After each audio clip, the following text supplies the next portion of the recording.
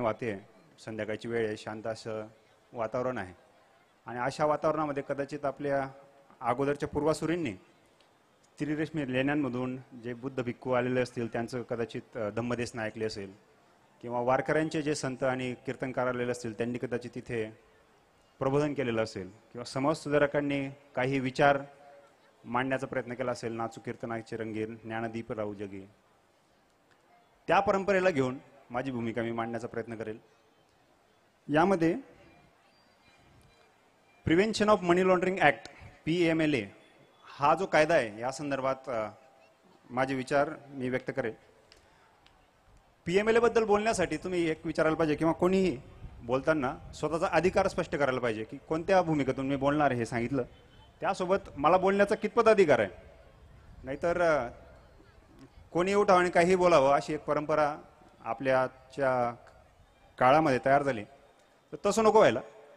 तर तो अधिकार स्पष्ट करायला पाहिजे. भूमिका स्पष्ट केल्यानंतर मी MBBS झालेलो आहे. त्यानंतर UPSCची परीक्षा दिली. 2010 बॅच माझी IRS Indian revenue service income tax. नाशिकमध्ये मी 3 वर्ष काम केलेलं आहे. त्यापैकी काही मंडळी इथे परिचयाची आहेत, काही नातेवाईक मंडळी इथे उपस्थित आहेत. असिस्टंट कमिशनर आणि डेप्युटी कमिशनर इन्कम टॅक्स अन्वेषण विभागात नाशिकमध्ये पण मी काम केलं आहे. त्यानंतर पुण्याला काम केलं. त्यानंतर पुण्यामध्ये काम करत असताना EDमध्ये माझं निवड झाली. 2017 साली ED मुंबई, दिल्ली नाही, इथे रुजू झालो. 2022 पर्यंत तब्बल 5.5 वर्ष ED मुंबई इथे काम केलं.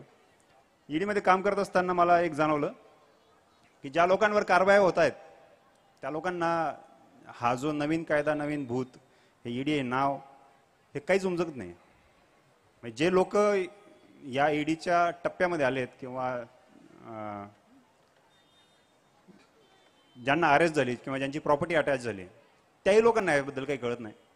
त्यांचे जे सल्लागार आहेत किंवा वकील आहेत, ॲडव्होकेट आहेत, कन्सल्टंट आहेत, फारसं माहीत नाही. आणि हे जे लोक आहेत, पॉलिटिशियन, ब्युरोक्रॅट्स, बिझनेसमॅन, मोठे मोठे राजकारणी, मोठे मोठे उद्योजक आणि मोठे सरकारी अधिकारी, या सगळ्यांच्या वरती जाऊन ED बसलेलं आहे. आणि एक मोठी पोकळी तयार झालेली आहे की ज्याच्यामध्ये ही गोष्ट माहीत असणारे लोक फारच कमी आहेत. आणि मग 2019 सालीच मी निर्णय घेतला होता की आपल्याला यामध्ये एक स्पेशलायझेशन डेव्हलप करायचं. मी मध्यंतरी बऱ्याच डिग्री घेतल्या आहेत. MA इकॉनॉमिक्स आहे, master in business law and taxation आहे, diploma in Vipassana and business studies आहे. त्यासोबत LLBची समांतर पदवी त्यावेळेस घेतली. LLB केली. EDचं टेन्युअर जे आहे तो कार्यकाळ पूर्ण केलो. इन्कम टॅक्सला परत आलो. इन्कम टॅक्सला income tax appellate tribunal Mumbai येथे कार्यरत होतो. इन्कम टॅक्स अपिलेट ट्रिब्युनल म्हणजे इन्कम टॅक्सच्या बाजूने जे ट्रिब्युनल असतं, कोर्ट असतं, त्यामध्ये आपल्याला सरकारी वकील सारखं काम आहे. ते इन्कम टॅक्सची बाजू मांडायची असते. त्याच्या निमित्ताने वकील कसं काम करतो किंवा बाजू कसं मांडतो त्याचं एक प्रशिक्षण, एक अनुभव तिथं तयार झाला. आणि 2024 साली, फेब्रुवारी 2024 साली मी सरकारी नोकरी सोडली, राजीनामा दिला. 2004 नंतरच्या जे सरकारी अधिकारी आहेत त्यांना स्वेच्छानिवृत्ती हा भाग नाही, राजीनामाच असतो. आणि मग ती एक मोठा निर्णय होता आयुष्यामध्ये, कारण एक आयुष्य सुखकर पद्धतीने चाललेलं होतं. आणि तरीही हा राजीनामा का, हा एक तो मोठा निर्णय होता आयुष्यातला. जसं MBBS सोडून UPSCचा अभ्यास करताना एक मोठा निर्णय घ्यावा लागला. आता ही जी बोलतोय मी अधिकार काय आहे, तर हा ED बद्दल बोलण्याचा जो अधिकार आहे ह्या अनुभवातून मला प्राप्त झालाय. ED हे असा विषय, PMLA हा असा विषय, याच्यामध्ये सिव्हिल प्लस क्रिमिनल ह्या दोघांचं कॉम्बिनेशन आहे. क्रिमिनल म्हणजे याच्यामध्ये अरेस्ट आहे, अटॅचमेंट आहे, जेल आहे, बेल प्रोव्हिजन्स आहेत, ट्रायल आहे. तर हे क्रिमिनल प्रोसिडिंग झाल्या. Income tax point of view आपण जेव्हा बघतो किंवा टॅक्स पॉईंट ऑफ व्ह्यू बघतो त्याच्यामध्ये फायनान्स आहे, debit, credit, balance sheet, profit and loss account. आता जे क्रिमिनल लॉयर्स आहेत, जे फौजदारी खटले चालवणारे जे वकील आहेत, तर त्यांना डेबिट, क्रेडिट, फायनान्स, मनी ट्रेल ह्या गोष्टी कधी माहीत नसतात. कधी वकिलांनी ह्या गोष्टी बघितल्या नसतात. हे CAचं काम आहे. आणि ज्या लोकांनी अकाउंट्स बघितले आहेत, फायनान्स बघितलेले आहेत, टॅक्सेशन बघितले आहेत, त्यांनी कधी अरेस्ट बघितलेलं नसते, बेल बघितलेलं नसते. आणि हे दोघांचं कॉम्बिनेशन असणारे लोकच मार्केटमध्ये कमी आहेत. आणि EDची जी प्रोसेस आहे, it is like a black hole. आपण एखादी ब्लॅक होल असतं त्याच्यामधून not even a ray of light can go out. तर तसं ईडीची जी प्रक्रिया आहे, प्रोसेस आहे, ती ब्लॅक होल सारखी, बाहेरच्या लोकांना काहीच कळत नाही तसं. आणि अशा ह्या डेडली कॉम्बिनेशनमधून मग कुठे पुढच्यांनी बाजू मांडावी आणि त्याच्याला न्याय मिळावा, हा दुरापास्त विषय आहे. आणि अशा पार्श्वभूमीमधून मी सहज गमतीने पण म्हणत असतो, एक आरोपी होता, पुण्याला असायचा तो, आणि थोडासा he was trying to act smart. तर त्याला सांगितलं होतं की गुड्डू, तुम्हारा जितना वजन है ना उससे दुगने वजन की मैंने किताबी पढ़ी है, तो डोंट ॲक्ट स्मार्ट. जेवढ्या बॅलन्स शीट बघितलं आहे मी, 10,000 बॅलन्स शीट बघितले असतील. म्हणजे इन्कम टॅक्स ऑफिसरला बॅलन्स शीट म्हणजे रोज उठूनच तेच काम असतं. A for accounts, B for balance sheet, C for cash, ते रोजचंच काम आहे तसं. आणि दुसरी गोष्ट, एवढी चांगली सोन्यासारखी नोकरी ती मिळवायला 1.5-2 वर्ष मेहनत केली, कष्ट केले, एक मेडिकलचं करिअर सोडलं, आणि त्या नोकरीवर तुळशीपत्र ठेवून प्रॅक्टिसचा निर्णय घेतला. या छोट्याशा अधिकारातून मी तुमच्याशी बोलण्याचा प्रयत्न करणार आहे. त्यामुळे भावना किंवा जे आपल्याला ईडीबद्दल चर्चा माध्यमांमध्ये, सोशल मीडिया, सामाजिक माध्यमांमध्ये बघायला मिळते, तर ते टोकाचे मत असतात. तर तशा अनुषंगाने जर कोणी ऐकत असेल किंवा अपेक्षा करून आलेलं असेल तर त्याचा अपेक्षाभंग होईल. मनोरंजन हा विषय नाही. कदाचित आपल्या व्याख्यानमालाची तो परंपरा नाही. व्याख्यानमालाची परंपरा आणि विषय जो आहे प्रबोधनच आहे, आणि त्या तसंच असावं.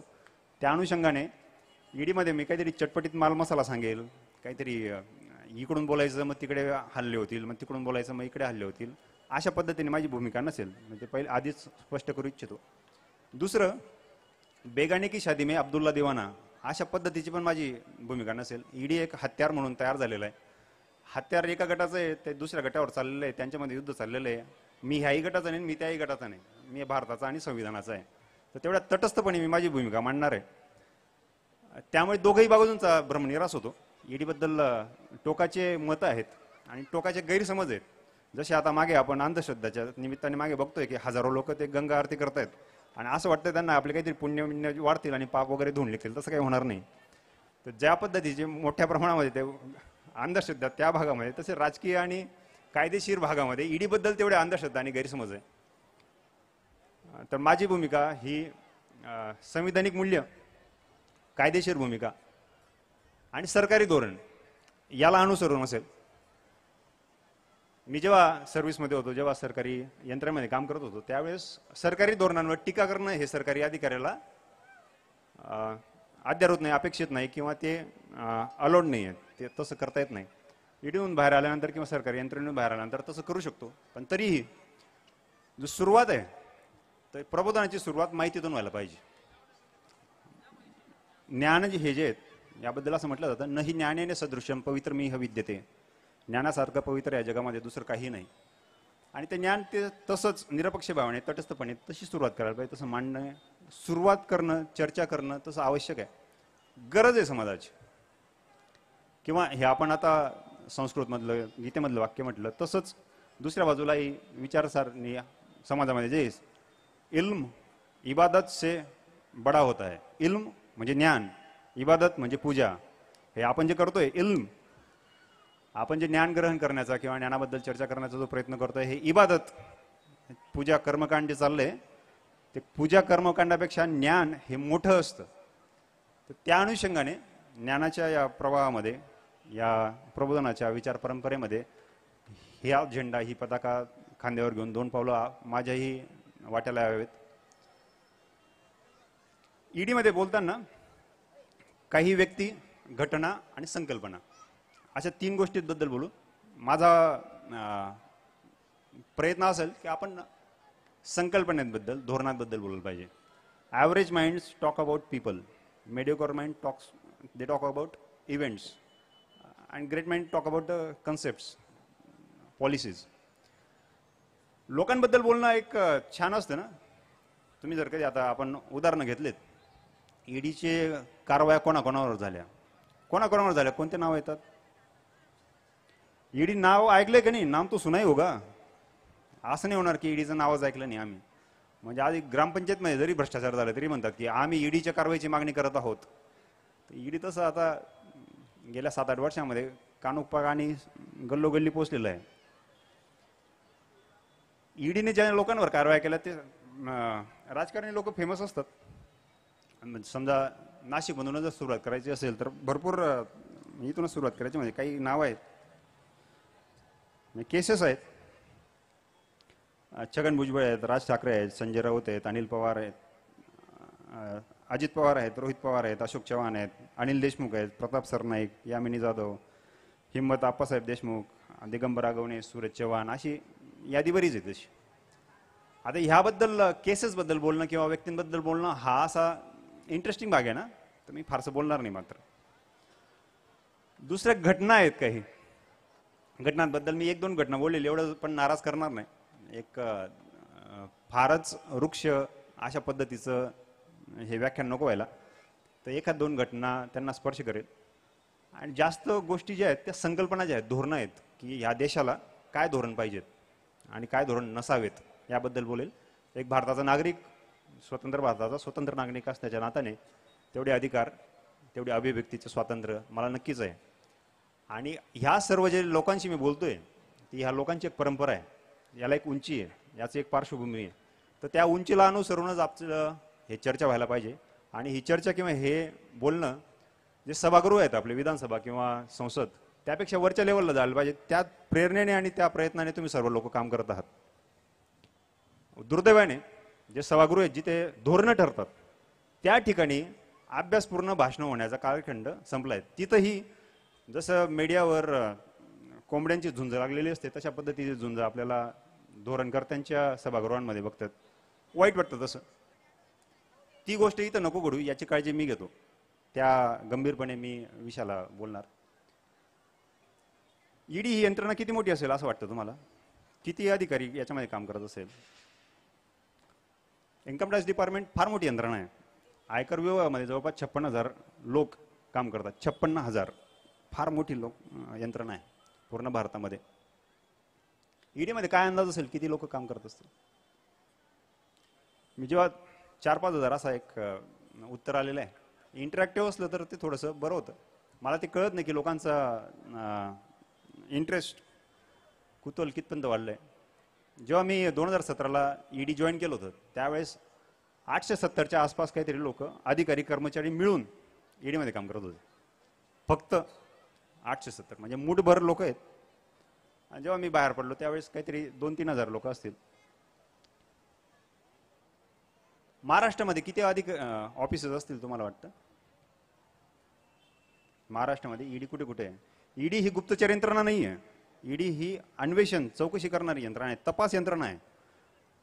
गुप्तचर यंत्रणेचे अधिकारी किंवा त्यांची तपास पद्धती, कार्यपद्धती, अधिकारी हे आपल्याला माहीत नसणं अपेक्षित पण नाही. ईडी ही तपास यंत्रणा आहे, अन्वेषण विभाग आहे, तो गुप्तचर विभाग नाही आहे. पण ते काम तशा पद्धतीने करतात की ईडीचा अधिकारी, कदाचित तुम्ही पहिल्याच वेळेस बघितलं असेल की ईडी म्हणजे ते असं फिअर ऑफ अननोन असतं ना. आपण भूत ऐकलेलं असतं पण भूत कधी पाहिलेलं नसतं. तसे ईडीचे अधिकारी असतात की ऐकलेले असतात पण ते कधी बघितलेलं नसतात, पुढे आलेले नसतात. मग ईडीचे अधिकारी असा स्टेजवर यावा आणि लोकांशी बोलावा हे रुळलेला भाग नाही. मी आत्मविश्वासाने सांगू शकतो की तुम्हाला आतापर्यंत या अगोदर ईडीचा अधिकारी असा येऊन भेटला आणि बोलला असं झालेलं नाही. मुंबईला झोन 1 आणि झोन 2 असे 2 ऑफिसेस आहेत. नागपूरला एक झोन आहे. असे 3च ऑफिस ईडीमध्ये आहेत. एकदा घटना अशी झाली होती, एक मोठ्या नेत्यावर ईडीची कारवाई झाली. आणि मग नेत्यावर कारवाई झाली तर हे लोक अभ्यास करत नाही की कसं काय कारवाई झाली, कशामुळे झाली, काय ट्रान्झॅक्शन आहेत, कुठे खाचाखोच आहेत. तसं नाही. मोर्चा निघतो ना असा की साहेबांवर अन्याय झालाय. कोणी म्हणजे दादा, ताता, नाना, आप्पा. मग साहेबांवर अन्याय झाला तर त्यांच्या कार्यकर्त्यांमध्ये जोश येतो असा. मग कार्यकर्ते मोर्चा घेऊन निघालेत.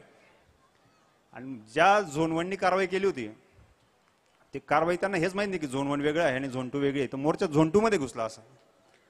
आणि सत्य घटनावर आधारित म्हणजे इतक्या मोठ्या प्रमाणामध्ये अज्ञान, अंधकार, अंधविश्वास ईडी बद्दल आहे. कार्यकर्त्यांना माहित नाही की साहेबांवर कारवाई नेमकी झोन 1 ने केली का झोन 2 ने केली. इथपासून फॉरगेट अबाउट द ऑफिसर्स. झोनच माहित नाही की कोणी काम काय केलंय, कसं काय काम झालंय. ज्यांच्यावर कारवाई झाली त्यांना पण माहित नाही. तसं जे सामान्य लोक आहेत तर त्यांना माहीत असायचा दूर दूरपर्यंत काहीही संबंध नाही. याचं एक घटना म्हणून उदाहरण म्हणून सांगतो.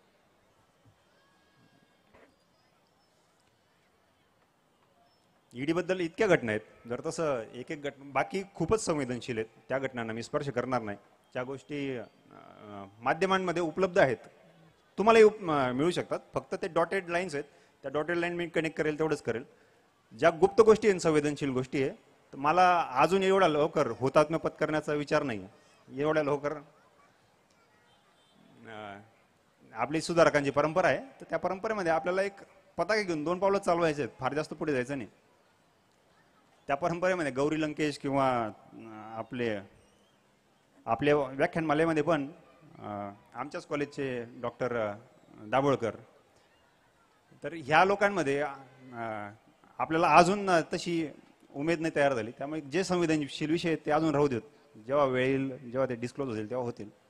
पण ज्या गोष्टी सर्वसामान्यांना माहिती आहेत, फक्त त्याच्यामध्ये कनेक्टिंग डॉट्स माहीत नाहीत, त्या गोष्टी ओपन मार्केटमध्ये अवेलेबल आहेत. त्याबद्दल आपण 1-2 घटना घेऊ. कोरोनाचा कालखंड होता आणि लॉकडाऊनचा पिरियड होता, आणि त्या पिरियडमध्ये एक सुसाईड ऑफ द मिलेनियम किंवा मर्डर ऑफ द मिलेनियम असं म्हटलं जाऊ शकतं, असा एक खून किंवा आत्महत्या अशी एक झाली होती. सुशांत सिंग राजपूत, आठवतं का तुम्हाला? हां, काय काय आठवतं त्याबद्दल?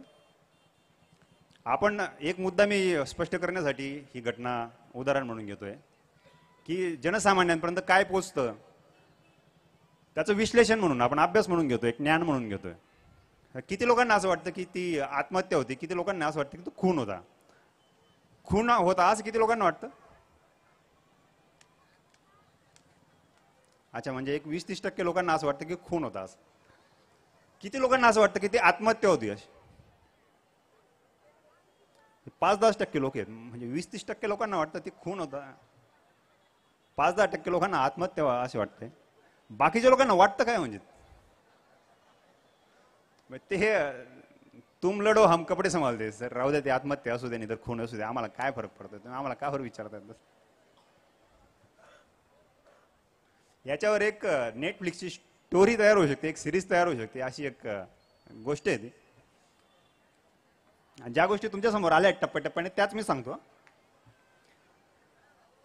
सुशांत सिंग राजपूत नावाचा हा अभिनेता एक दिवस मरतो. मेल्यानंतर मुंबईमध्ये 2 FIR त्यामध्ये रजिस्टर होतात. तथ्य ज्या जसे आहेत तशाच तुमच्यासमोर मांडतो.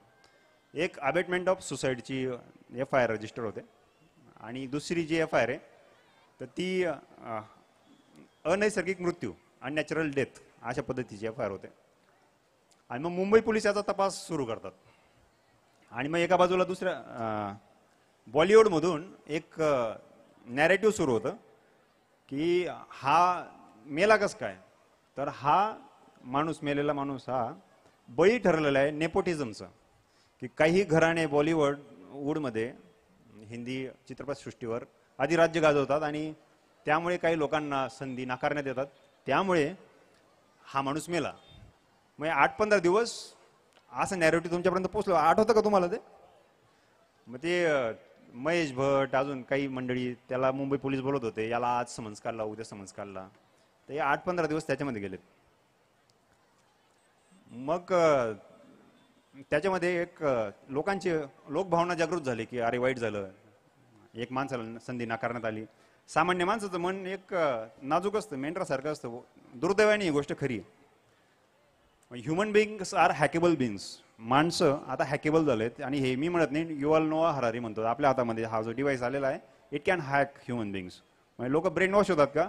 भरपूर झालेले आहेत. आपण जरी नजर पाडली, बघून घ्या, म्हणजे तुमच्या डोळ्यासमोर दिसलेले लोक आहेत. म्हणजे हे ब्रेन वॉश लोक आहेत तसे. यांना जरी सांगितलं, प्रयत्न केला, काही उपयोग होणार नाही तसे. बट जास्त सांगायचा प्रयत्न केला तर आपल्या खुर्च्या उचलून फेकून जातील. त्यामुळे इकडून आपल्याला पण नमस्कार करावा लागतो तसं. तर ह्युमन बिंग्स आर हॅकेबल बिंग्स, त्याबद्दल काही दुमत असायचं कारण नाही. आणि मग असा लोकभावना जागृत झाली की we want justice for Sushant. मग लक्षात आलं की अरे सुशांत बद्दल बराच ट्रॅक्शन आहे. आणि मग त्यावेळेस बिहारमध्ये करणी सेना होती, त्यांना कळालं की सुशांत सिंग हा राजपूत होता. सुशांत सिंग राजपूत, आम्हाला न्याय पाहिजे म्हणून तिथं आंदोलन सुरू झालेत. हा माणूस इकडे मरून गेला, तिकडं आंदोलन चालू आहे, न्याय पाहिजे म्हणतायत. काय न्याय काय करायचं? आणि योगायोगाने बिहारमध्ये तेव्हा निवडणुका होत्या. आता परत बिहारमध्ये निवडणुका आहेत. 5 वर्षापूर्वी बरोबर बिहारमध्ये निवडणुका होत्या. आणि मग निवडणुका होत्या योगायोग आहे बरं का. या गोष्टी मी आस्क्राईब करत नाही की याच्या मागे मोटिव्ह आहे किंवा हे घडवून आणलेलं आहे, तुम्ही ठरवायचं, मला नाही बोलायचं, मला तथ्य सांगायचे. मी फक्त या गोष्टी जशा आहेत तशा तुमच्यासमोर मांडतोय तसं. आणि मग सुशांत सिंग राजपूतचे जे वडील होते त्यांना कळालं की माझ्या पोराला ती जी रिया चक्रवर्ती नावाची मुलगी होती त्यांनी फसवलंय. आणि मग बिहारमध्ये FIR दाखल होती फसवणुकीची जी FIR आहे त्याच्यामध्ये 120B आणि 420 of IPC Indian Pinal code भारतीय दंडविधान 420 आणि 120B हे कलम त्याच्यामध्ये लावले जातात. फसवणुकीचा जेव्हा गुन्हा कुठेही FIR दाखल होती तर त्यावेळेस हे प्रेडिकेट ऑफेन्स आहे, हे शेड्यूल ऑफेन्स आहे. ज्या वेळेस जिथं जिथं हे FIR होतात तर ED comes in a picture. PMLA अंतर्गत PMLA ची पण ECR रजिस्टर होऊ शकते. मग आता ती FIR रजिस्टर झाली बिहार पोलिसांमध्ये. मग ते कोर्टामध्ये प्रकरण गेलं, PI दाखल झाली, मग मॅटर CBI कडे झालं. मग त्यानंतर ED पिक्चरमध्ये आलं. मग EDने तपास घेतला हातामध्ये. आणि मग एक समांतर पद्धतीने मीडियामध्ये चाललं होतं की यामध्ये एक घटना घडली. त्यात घडली किंवा नाही घडली मला माहित नाही, ते तुम्ही ठरवायचंय. मी नॅरेटिव्ह सांगतोय तुम्हाला. त्यात एक पार्टी झाली, त्यात ती दिशा सॅलियन नावाची एक मुलगी होती. मग त्याच्यामध्ये अजून काही लोक होते. मग त्या पार्टीमध्ये काहीतरी अनुचित घटना झाली. मग त्यानंतर ती दिशा सॅलियन मेली, ती मारली गेली किंवा आत्महत्या झाली, याबद्दल मी काही बोलत नाही. आणि मग माध्यमांमध्ये अर्णव गोस्वामी एखाद्या मंत्र्याचं नाव घेऊन मैं इसके बारे में बात करूंगा, आणि तो एक नॅरेटिव्ह सुरू झाला. आणि रोजच्या रोज अपडेशन चाललंय. मी तेव्हा ED मध्ये पोस्टेड होतो आणि रोज गंमत बघायचो काय चाललंय, असं गंमत वाटायची. आणि लोक पेटलेले असायचे. असं मी MBBSचा आमचा जो ग्रुप आहे तो बघायचो, लोक तापलेत एकदम. फेसबुकवर नॅरेटिव्ह आणि सोशल मीडियामध्ये एज्युटेशन चाललंय, we want justice for Sushant. अरे ऐक रे तू रे, शांत बैस रे. आणि मग ती जी रिया चक्रवर्ती होती तर तिच्या घरावर इन्कम टॅक्सची रेड झाली. मग ती रेड संपत नाही, लगेच मग EDची रेड होती, ती रेड संपत नाही. मग त्यानंतर NCBची रेड होती, त्यानंतर CBIची रेड होती. म्हणजे एकाच माणसाच्या घरामध्ये 1, 2, 3, 4 सलग. आणि शेवटी NCB नार्कोटिक्स कंट्रोल ब्युरो या यंत्रणेने अरेस्ट केली, अटक केली. आणि कोर्टाने पण 2 वेळेस रिमांड जे आहे ते अप्रूव्ह केलं. आता ही घटना आहे, याच्यामध्ये अजून बारकावे भरपूर आहेत, नेटफ्लिक्स इतके, पण ह्या गोष्टी तुम्हाला माहिती आहेत. आता आपण 5 वर्षानंतर येऊया. सुशांत सिंग राजपूतची जर कधी मृत्यू झालाय तर आरोपपत्र दाखल झालंय का? जर खून झालाय तर आरोपपत्र दाखल व्हायला पाहिजे ना. नाही झालं. अच्छा, का नाही झालं हे ज्यांनी विचारायला पाहिजे त्यांना याच्याबद्दल अभ्यास करायची दानत नाही बरं का. ह्या फार टेक्निकल गोष्टी आहेत. एवढ्या खोलवर जाऊन याबद्दल बोला की जर समजा खून झालाय तर 5 वर्ष CBIने जर तपास केलाय तर मग आरोपपत्र कोण आहे, खुनी कोण आहेत नेमकी? बरं समजा नाही झालंय, मग ह्या लोकांना येड्यात केलंय का आपण? बाप दाखवणे तर श्राद्ध कर, एकच काहीतरी होईल ना. मग जर कधी खून झालाय तर आरोपपत्र नाही, जर खून नाही झाला मग ते एवढा 3 महिना जवळपास प्राईम टाइमला सुशांत सिंग राजपूत खून प्रकरण हे जे तापवलं होतं, मग तो वेड्यात काढायचा प्रकार होता का? हा प्रश्न मी असा अनुत्तरित ठेवतो, हा विचारांसाठी ठेवतो. माझ्या बाजूने मी याला उत्तर देत नाही. आणि ही एकच घटना नाही आहे, अशा अनेक घटना आहेत. आणि यामध्ये जसं इथे स्टेज आहे, ह्या स्टेजवर समजा कठपुतल्यांचा खेळ चाललाय. कठपुतल्या माहिती आहे तुम्हाला? ते दोरं बांधलेलं असतात, ते डान्स करतात, असे हालतात. आणि पुढे स्टेजच्या पुढे प्रेक्षक बसलेले असतात. आता स्टेजच्या मागे किंवा वरती बाकीचे लोक जे आयोजक असतात ते काम करत असतात. जे हलवणारे लोक आहेत, जे दोरे आहेत, जे कठपुतले आहेत आणि बघणारे प्रेक्षक आहेत, तर यामध्ये जे वस्तुस्थिती तथ्य आहे आणि जे लोकांपर्यंत पोहोचतंय याच्यामध्ये जमीन आसमानचा फरक.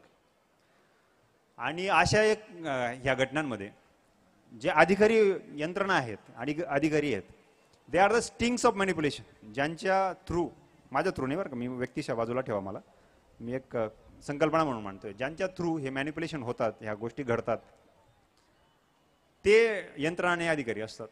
आणि तो जो इन्साइट मिळतो आपल्याला, ती जी अनुभव मिळतो, तो अनपॅरलल आहे, तो सामान्य माणसापासून बराच दूर आहे. तर ही घटना म्हणून मी एक तुमच्यासमोर मांडली. इंटरेस्टिंग आहे. जसं युद्धाबद्दल म्हटलं जातं की युद्धस्य कथारम्य, तसं ईडीबद्दल म्हटलं जाऊ शकतं की ईडीचे कथारम्य.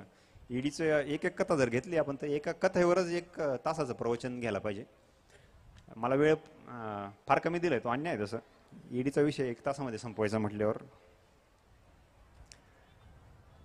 कायदा काय आहे, यंत्रणा काय आहे आणि न्यायपालिका याची काय भूमिका आहे, हे फार गंभीरपणे चर्चेला घ्यायला पाहिजे. लेजिस्लेशन, एक्झिक्युटिव्ह आणि ज्युडिशियरी, ते 3 जे आपले स्तंभ आहेत लोकशाहीचे, त्यामध्ये कायदा काय याबद्दल थोडक्यामध्ये बोलूया, वेळ कमी आहे आपल्याला. पीएमएलए कायदा हा कधी पारित करण्यात आला? Prevention of money laundering act. हा आधीपासून होता, इंग्रजांपासून होता, इंग्रज पूर्व काळापासून होता, आपल्या धर्म मध्ये लिहिलेला आहे. असं काही आहे का? तसं नाही बरं का. इंग्रजांनी तयार केला का? तसं पण नाही. स्वातंत्र्यानंतर तयार झाला तर मग कधी झालाय हा? 2002ला हा कायदा संसदेने पारित केला. 2005ला याच्यावर राष्ट्रपतींनी सही केली, नोटिफाय केलं याला. 2005 सालापासून हा कायदा लागू झाला. याच्या अगोदर काय होतं आणि याची पार्श्वभूमी काय आहे? पीएमएलची पार्श्वभूमी फार मनोरंजक आहे. 1980च्या दशकामध्ये अमेरिकेमध्ये असंतोष होता. अमेरिकेने व्हिएतनाम युद्ध हाती घेतलं होतं, त्याच्यामध्ये बरेच त्यांची हानी झाली. जी अर्थव्यवस्था आहे ती खाली खाली खाली बुडत चालली होती. अर्थव्यवस्था जेव्हा मंदीच्या दिशेने जायला लागते तेव्हा बेरोजगारी येते, लोकांच्या हातामध्ये रोजगार जातात. रोजगार जायला लागले का मग आंदोलन आणि मोर्चे निघतात. महाराष्ट्रामध्ये किंवा भारतामध्ये पण तसं होतं. ज्यावेळेस दुष्काळ पडतो त्यावर्षी शेतकऱ्यांचे आंदोलन सुरू होतं. 2016-17ला तुम्हाला आठवत असेल तर महाराष्ट्रामध्ये मराठा मोर्चा निघाले होते, गुजरातमध्ये पटेल मोर्चा, हरियाणामध्ये जाट मोर्चा. कारण काय होतं, आपण जनसामान्य एक राजकीय किंवा सामाजिक भागातून बघतो, एक जे अधिकारी आहेत ते बघण्याचा दृष्टिकोन अभ्यास करतात. 2016-17ला 18ला पण दुष्काळ पडला होता आणि दुष्काळाच्या वर्षांमध्ये मागच्या वर्षामध्ये पण मोर्चे झाले होते. कारण काय होतं, मागच्या ऑगस्टमध्ये एकही दिवस पाऊस पडला नव्हता.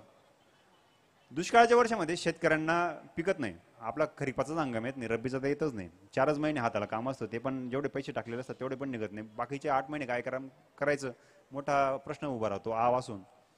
मग काय करायचं, काहीतरी मागायचं, मग आरक्षण मागायचं. तर मग ते सामाजिक असंतोष कोणत्या पद्धतीने बाहेर पडावा, तशा पद्धतीने बाहेर पडावा. पाण्याचं जे कामाबद्दल थोडक्यात तुमच्या परिचयामध्ये सांगण्यात आलं तर 2017 साली त्या घटनेतून प्रेरणा घेऊन मी ठरवलं की आपल्या गावासाठी का होईना आपण एक पाण्याचं जलसंधारणाचं काम घेऊया. पहिल्या वर्षामध्ये आम्ही 14 कोटी लिटरचा साठोबा केला. मलाच छान वाटलं, भारी जमतंय म्हणून. मग दुसऱ्या वर्षामध्ये 6 गावांमध्ये काम केलं, मग 16 गाव, मग 34, मग 69, मग 149. आता 204 गाव 12 जिल्ह्यांमध्ये आम्ही दुष्काळमुक्त केलेले आहेत. तर जसं मंदी येते, बेरोजगारी येते, तसं असंतोष वाढतो. तसं अमेरिकेत पण 1980च्या दशकात होत होतं. हिप्पी कल्चर आलं होतं आणि हे एज्युटेशन जे चालले होते त्यांना जो पैसा पुरवठा होत होता त्याला कारण स्मगलिंग ऑफ ड्रग्ज हे होतं. जी अंमली पदार्थांची तस्करी, त्याच्यामधून जो पैसा निघायचा त्याच्यातून आंदोलनांना पैसा पुरवठा व्हायचा. आणि मग तेव्हा त्या सरकारच्या लक्षात आलं की जर कधी हे आंदोलन आपल्याला जर कधी नियंत्रणात आणायचे असतील तर याला जो पैशाचा पुरवठा आहे तो थांबवावा लागेल. आणि असंही अंमली पदार्थांची तस्करी आणि त्याच्यातून निघणारा पैसा हा पूर्ण जगाचीच डोकेदुखी आहे. आणि मग 1988 साली united nation convention against narcotics, drugs and psychotropic substances हे कन्व्हेन्शन व्हिएन्ना येथे पास झालं. युनायटेड नेशनचं संयुक्त राष्ट्रसंघाचं एक कन्व्हेन्शन आहे. त्यामध्ये अंमली पदार्थ विरोधी हे अभियान राबवायचं असं सर्व संयुक्त राष्ट्रसंघाच्या सदस्य देशांनी ठरवलं. आणि मग त्यापैकी जे G7 कंट्रीज आहेत, जे पुढारलेले 7 देश आहेत, त्यांनी financial action task force FATF हा एक टास्क फोर्स फॉर्म केला. त्यांनी अभ्यास करायचा आणि त्याच्यामध्ये रेकमेंडेशन्स काय सूचना असाव्यात यासाठी त्या टाकल्या. त्यांनी 40 सूचना दिल्या. त्यामध्ये सगळ्याच सदस्य देशांमध्ये अशा पद्धतीचं एक अँटी मनी लॉन्ड्रिंग लेजिस्लेशन, एक कायदा सगळ्या सदस्य देशांमध्ये पारित करण्यात यावा, एक अँटी मनी लॉन्ड्रिंग ॲपराटस, एक यंत्रणा तयार करण्यात यावी आणि इंटरनॅशनल कोलॅबरेशन आणि कोऑपरेशन पाहिजे. कारण जे अंमली पदार्थ तस्करी आहे त्याचं एक विशिष्ट मोडस ऑपरेंडी आहे की एकाच वेळी जर तुम्ही अंमली पदार्थांवर जर धाड टाकली तर जेवढे एक काही ग्रॅम काही किलोग्रॅम म्हणू आपण तेवढेच अंमली पदार्थ थांबतात. पण तो पूर्ण सिंडिकेट डिस्टर्ब नाही होत. समजा आपल्याला नदीची हे प्रवाह आहे, त्या प्रवाहामध्ये आता ह्या सेकंदाला जर कधी मी क्रॉस सेक्शन घेतला तर एवढंच पाण्याचा भाग हातामध्ये लागेल. पाण्याचा प्रवाह तर खूप आहे ना, तसं अंमली पदार्थाचा जो प्रवाह आहे तो प्रवाह आहे. आणि ते सिंडिकेट ते गुप्त पद्धतीने चालतं, एवढं ओपनली चालत नाही. पण हे चालतं का बरं? अंमली पदार्थांचं तस्करी का होती, व्यापार का होतो? पैशांसाठी होतो. तर पैसे दाबले तर हा व्यापारावर कंट्रोल येईल आणि लॉजिकली तर्काच्या दृष्टीने तर बरोबर आहे, त्याचं परिणाम पण दिसतात. पण आता हा जो व्यापार होतो आंतरराष्ट्रीय व्यापार होतो. एकाच देशाने नुसते अमेरिकेने ठरवलं की आपल्याला याच्यावर काम करायचं तर होत नाही. कारण अंमली पदार्थ समजा अफगाणिस्तानतून येत असतील, ते साऊथ अमेरिका तिकडून मेक्सिकोतून जर अमेरिकेत जात असेल तर तेवढ्या सगळ्या देशांचा त्यामध्ये सहकार्य आवश्यक आहे. मग जेव्हा अमेरिकेचे प्रश्न असतात ते जगाचे प्रश्न होतात. मग FATFने तशा रेकमेंडेशन दिल्या. त्यावेळेस आपल्याकडे ईडी ही जी संस्था होती, ईडी ही संस्था 1956 साली अस्तित्वात आली आणि ती राबवणारे जे गोष्टी होते कायदे होते, तर फेरा नावाचा एक कायदा होता, फॉरेन एक्सचेंज रेग्युलेशन ऍक्ट, फेरा. जी परकीय गंगाजळी ती तशीच ठेवावी. भारताला परकीय गंगाजळीचं नेहमीच तुटवता भासत आलेला आहे. तर त्याच्यासाठी काम करणारी संस्था ईडी होती. आणि ईडीने मोठे मोठे जे तस्कर असायचे, लाला करीम, हाजी मस्तान, अशा पद्धतीचे जे खतरनाक असे गुंड असायचे, तर त्यांना नियंत्रण करण्याचं काम त्या काळी इंदिरा गांधींच्या काळामध्ये ईडीने वगैरे केले. तर ईडी संस्थेकडे जे अधिकार आहेत तर ते अधिकार कोणाविरुद्ध वापरायचे? जे इंटरनॅशनल स्मगलर्स आहेत, टेररिस्ट फायनान्सर्स आहेत, ह्युमन ट्रॅफिकर्स आहेत, तर ते जे हार्डकोर क्रिमिनल म्हणतो आपण, गुन्हेगार, तर त्यांच्या विरुद्ध वापरण्यासाठी तशी बळकट मजबूत संस्था. आणि मग ह्या आंतरदेशीय घडामोडींच्या पार्श्वभूमीवर भारतामध्ये पण तेव्हा मग खाऊजा धोरण जे होतं, LPG, लिबरलायझेशन, प्रायव्हेटायझेशन आणि ग्लोबलायझेशन, त्या अनुषंगाने बदल होत होते. आणि मग ग्लोबलायझेशनच्या दृष्टिकोनातून फेरासारखे रेग्युलेशन ते सूट होत नव्हते, ते योग्य नव्हते. मग फेरा वाज स्प्लिट इंटू 2, PMLA आणि फेमा. फेमा जो आहे, फॉरेन एक्सचेंज मॅनेजमेंट ऍक्ट, हा सिव्हिल पद्धतीचा कायदा आहे. तसा त्याच्यामध्ये अरेस्टची प्रोव्हिजन आहे, पण तेवढी प्रकर्षाने वापरली जात नाही. आणि त्याच्यामधले जे क्रिमिनल आस्पेक्ट होता, जो फौजदारी भाग होता, तो PMLA मध्ये अंतर्भूत करण्यात आला. आणि ज्यावेळेस यामध्ये संसदेमध्ये चर्चा चालली होती त्याही वेळेस संस्थेमध्ये हा गोष्ट आली होती की we are in the process of enacting a draconian act. आपण एक ड्रॅकोनियन म्हटलं जाऊ शकतो अशा पद्धतीचा खतरनाक कायदा तयार करण्याच्या प्रक्रियेत आहोत. आणि ती गोष्ट नंतर खरी ठरली. या पार्श्वभूमीवर हा PMLA कायदा पारित करण्यात आला. लेजिस्लेटिव्ह बद्दल आपण बोललो. हळूहळू काम चाललं होतं ईडीमध्ये. 2014-15 नंतर ईडी अचानकच त्यांनी वेशभूषा आणि कार्यपद्धती बदलली. यामध्ये 15 साली एक महत्वाचं अमेंडमेंट, सुधारणा या कायद्यामध्ये करण्यात आली की जो प्रेडिकेट ऑफेन्स असतो, शेड्यूल ऑफेन्स असतो ईडीमध्ये, आज रोजी जवळपास 30 असे गुन्हे आहेत. त्या गुन्ह्यातून निघालेला पैसा त्याला प्रोसिड्स ऑफ क्राईम म्हणतात. आणि ह्या पैशाचं layering, integration, projection as untainted money is money laundering. म्हणजे काळा पैसा पांढरा करणं, मनी लॉन्ड्रिंग. लॉन्ड्री जी असते आपली कपड्यांची, तर ते मळलेले कपडे स्वच्छ करण्याचं काम लॉन्ड्री करतं. तर तसा जो काळा मळलेला काळा पैसा म्हणजे टिंटेड मनी, जो गुन्हेगारातून निघालेला पैसा आहे. काळा पैसा हा आपण ज्याच्यावर टॅक्स पे केला नाही त्याला पण काळा पैसा म्हणतो, तो वेगळा. म्हणजे black money is different than tinted money, proceeds of crime. तर आपण जेव्हा PMLA बद्दल बोलतो, हे अजून एक जसं गैरसमज आणि अंधश्रद्धा मगाशी मी ज्याचा उल्लेख केला त्यापैकी एक मोठा गैरसमज आणि अंधश्रद्धा, काळा पैसा याच्यावर ईडीचा ज्युरिडिक्शन नाही. म्हणजे all the proceeds of crime is black money, but all the black money is not proceeds of crime. समजा शेतकरी आहे मी, आपली भूगाव इथं आसपास भूगाव असेल किंवा परिसरामध्ये माझी जागा आहे, नाशिक महानगरपालिकेपासून 8 किलोमीटर अंतरावर जर कधी शेतजमीन मी विकली तर मला टॅक्स भरावा लागतो. पण जर समजा मी तो टॅक्स भरला नाही तर तो जो पैसा आलेला आहे तो काळा पैसा झाला. तो काळा पैसा पांढरा काय करायचं पर्याय टॅक्स भरून टाकायचा, income tax. Long term capital gain भरला, टॅक्स भरला, विषय संपला. तो शेतकरी गुन्हेगार नाही. दुसरं उदाहरण देतो. प्रत्येक गुन्ह्यातून निघालेला पैसा हा शेड्यूल ऑफेन्स अंतर्गत येत नाही. उदाहरणार्थ डाउरी प्रोहिबिशन ऍक्ट आहे, हुंडा घेणं हे त्या कायद्यानुसार गुन्हा आहे आणि त्याला शिक्षा पण आहे तशी. पण तो जो हुंडा घेतलेला आहे तो डाउरी प्रोहिबिशन ऍक्ट हा ईडी पीएमएलए मध्ये जे 30 वेगवेगळे कायदे शेड्यूलमध्ये इन्क्लूड केलेले आहे त्याच्यामध्ये डाउरी प्रोहिबिशन ऍक्ट इन्क्लूड नाही. त्यामुळे हुंडा घेतला आणि तो हुंडा आपले घरासाठी वापरला, कपाट घेतलं, फ्रीज घेतलं आणि ईडी वाले घेऊन गेले कपाट फ्रीज, असं होऊ शकत नाही. का? कारण हुंड्यातून निघालेला पैसा हा प्रोसिड्स ऑफ क्राईम त्या कायद्याच्या व्याख्येनुसार नाही. थोडंसं अवघड आणि जड होतंय ना. जनसामान्यांसाठी होतं, हे अधिकाऱ्यांसाठी पण जड होतं आणि लॉयरसाठी पण जड होतं. मग आम्ही हसतो पण, कारण ईडी इज टेक्निकल ऑफेन्स, म्हणजे ते अवघड पण आहे तोच. आणि याचा वापर म्हणा, गैरवापर म्हणा, मोठ्या प्रमाणात होतो. आम्ही आत बसून हसायचो अक्षरशः ईडी मध्ये, अरे क्या करते लोक. म्हणजे चांगले चांगले मोठे मोठे वकील जे एका हिअरिंगची फी 15 लाख रुपये घेतात, अशांना ग म्हणता फ कळत नाही आणि आम्ही हसायचो. 15 लाख रुपये लेते एक हिअरिंग के. ईडी का पीएमएलए का पी भी मालूम नहीं. आणि खरी परिस्थिती अतिशयोक्ती नाही. तर आपण व्याख्येबद्दल बोलत होतो की मनी लॉन्ड्रिंग कशावर लागू होत आणि कशावर लागू होत नाही. जनसामान्यांसाठी, शेतकऱ्यांसाठी पण आहे. जेव्हा डिमॉनिटायझेशन झालं होतं तेव्हा मी इन्कम टॅक्स डिपार्टमेंटला पुण्याला अन्वेषण विभागामध्ये काम करत होतो. दुर्दैवाची गोष्ट अशी होती त्यावेळेस जे आपले नातेवाईक मित्रमंडळी आहे, शेतकरी आहेत, तर ते फोन करायचे की साहेब ते घरामध्ये 6 लाख पडले. तो कशाचे आहेत? ते डाळी विकले होते, आपण द्राक्ष विकले होते, कांदे विकले होते त्याचे. अरे मग डिपॉझिट करा ना, तुम्हाला काय प्रॉब्लेम आहे? तुमचे तर खरे विकल्याचे आहेत ना ते. आणि जे ज्यांना भीती वाटायला पाहिजे, ज्वेलर्स आहेत किंवा बिल्डर्स आहेत, त्यांचा फोन यायचा, साहेब कोणाचं काही असेल बरं सांगा बरं का, आपण करून देऊ. हत्तिरी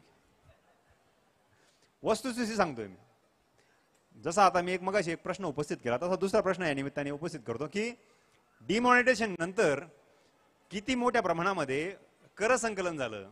आकडेवारी. त्यावेळेस अरुण जेटली फायनान्स मिनिस्टर होते, तर त्यांनी मध्येच एक जानेवारीची घटना आहे, जानेवारी 2017ला त्यांनी असं असेल पण मीडियामध्ये, we have achieve 17% growth target in this year thanks to demonetization. जेव्हा आकडे येतात, स्टॅटिस्टिक्स जेव्हा येतात, तर त्याच्यामध्ये जेव्हा जे लोक अभ्यास होतात त्यांनाच त्याच्यामधला गमक उमगतं आणि लोक लगेच टाळ्या, भारी जोरदार.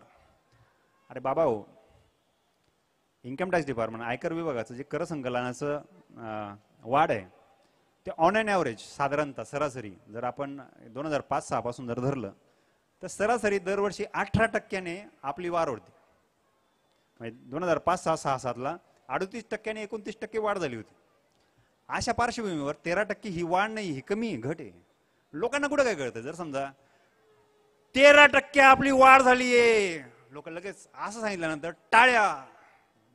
कळत नाही ना, म्हणजे कोण अभ्यास करतं एवढं? 13% कमी आहे, जास्त आहे, ॲव्हरेज पेक्षा काही कळत नाही. तसं दुर्दैव आहे. आपण मुद्दा चालला होता काळा पैसा आणि प्रोसिड्स ऑफ क्राईम.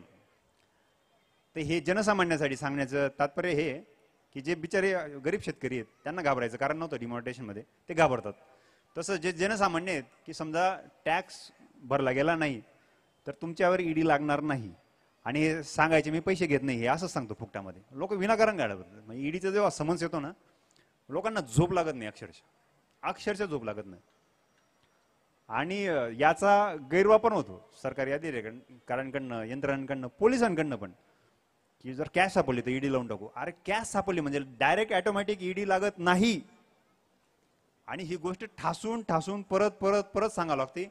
याच्याने माझा धंदा कमी होतो बरं का. म्हणजे हे माझ्या हितसंबंधांच्या विरुद्ध आहे, पण हे समाजाच्या हिताचं आहे. समजा माझा बिझनेस नाही चालला आणि वकिली नाही चालली, काही अडचण नाही, पण एक 800,000 लोक, 2,000 लोक ह्या राज्याचं भविष्य ठरवावं राजकीय, अशी संविधानिक तरतूद नाही, ही माझी भूमिका आहे. आजचं किंवा मागचं जे सरकार बदललं यामध्ये मोठा रोल ईडीने प्ले केलेला आहे आणि याच्यासाठी ह्या यंत्रणा तयार केलेल्या नाहीत. एक 500-600 लोक एकत्र येऊन एक 10 कोटी 12 कोटी लोकांचं जे मत आहे किंवा त्यांनी ठरवून दिलेलं जे प्रतिनिधी आणि सरकार आहे ते बदलावायचे अधिकार यंत्रणेकडे नाही. यंत्रणा हा आपल्या एकूणच संविधानाचा एक घटक आहे. ते आपल्या एकूणच राजकीय यंत्रणेचा एक घटक आहे. ते राजकीय यंत्रणेचा वरचा घटक नाही. ही माझी भूमिका आहे. त्यामुळे जिथे जिथे आर्बिट्ररी पॉवर्स आहेत, आर्टिकल 14चं व्हायोलेशन होतंय, जो संविधानिक कलम आहे आपल्या संविधानाचा, कलम 14, इक्वॅलिटी बिफोर लॉ आणि इक्वल प्रोटेक्शन ऑफ लॉ. ज्या ज्या ठिकाणी आर्बिट्ररी एक्झिक्युशन ऑफ लॉ होतं, ऍप्लिकेशन होतं, त्या त्या ठिकाणी संविधानाच्या कलम 14चं उल्लंघन होतं. आणि हे कसं होतं, त्याची प्रक्रिया काय आहे हे जर समजून घेतलं तर ह्या ज्या आर्बिट्ररी प्रोसेसेस आहेत आणि ऍक्शन्स आहेत या कमी होतील, ही माझी भूमिका आहे. आणि त्यासाठी आवश्यक काय आहे, ट्रान्सपरन्सी, पारदर्शकता ही पहिली गोष्ट आहे. ज्ञानाचा प्रचार प्रसार होणं ही पहिली प्राथमिकता आहे.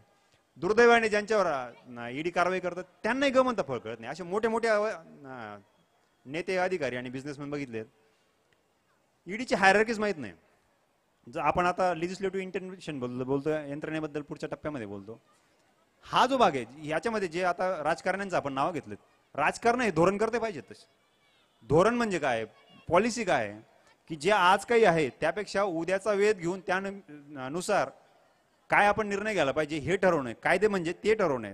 आता धोरण करताना स्वतःच्यासाठीच न्याय जर करायला, अभ्यास करायला वेळ नाही, ते समाजासाठी कधी धोरण तयार व्हायचं, हा पुढचा भाग झाला.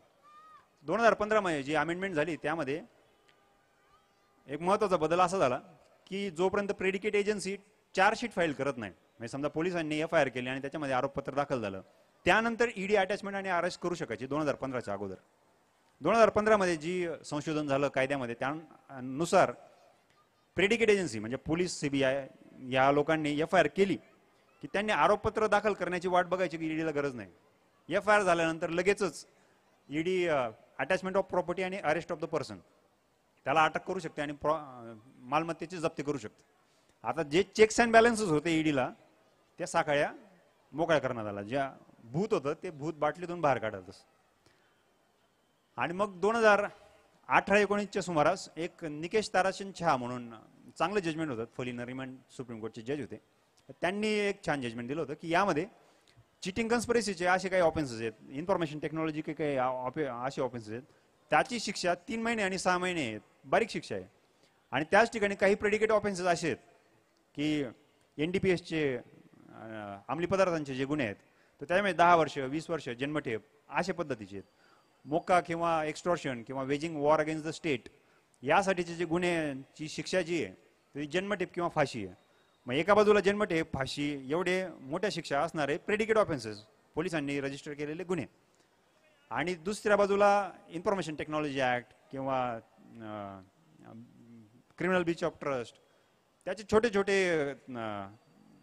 शिक्षा असणारे अशांसाठी ईडी लागतं दोघं.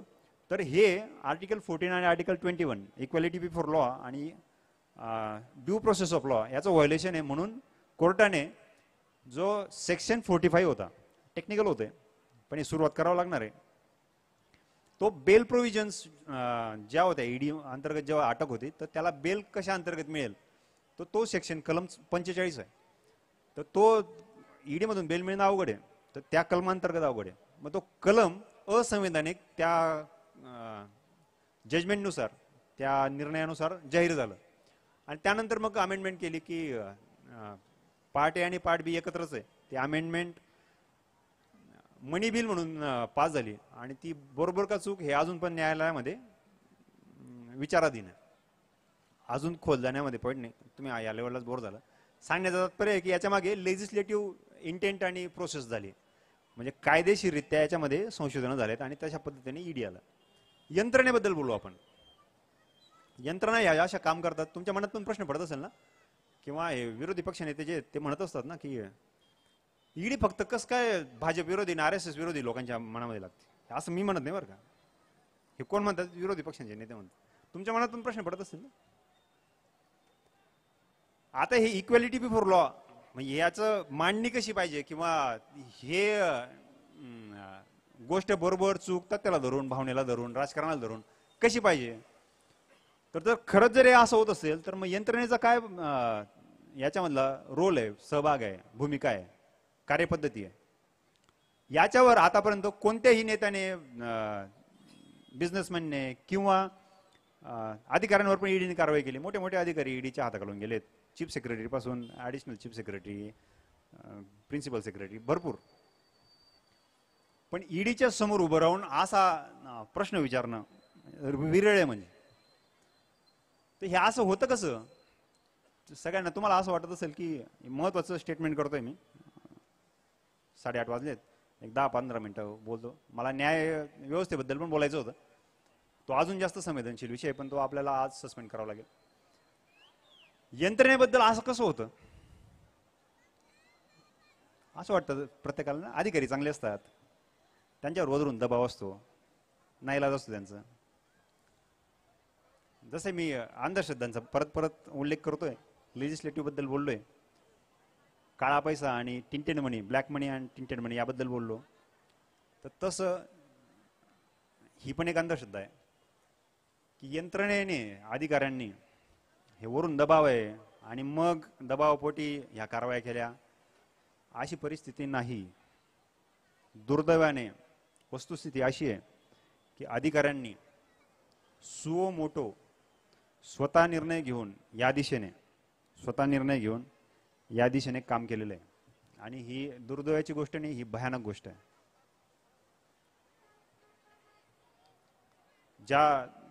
मी एक पुस्तक वाचलं मागच्या 8-15 दिवसापूर्वी, नावच घेऊन सांगतो. अनिल देशमुख म्हणून आहेत, गृहमंत्री होते, त्यांनी पुस्तक लिहिलेलं आहे ईडीवर.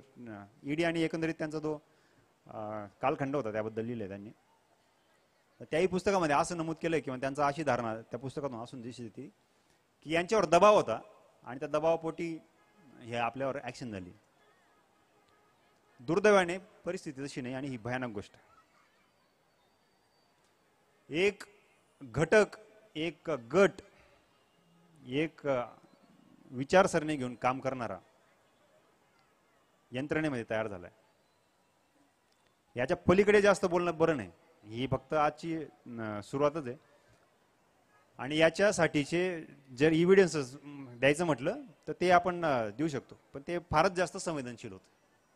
पण ही जी गोष्ट आहे ही धोरणात्मक गोष्ट, ही पॉलिसी लेवलला चर्चेला यायला पाहिजे की असं होतं कसं, असं होणं हे भयानकतेच्या उंबरठ्यावर आपण आहोत.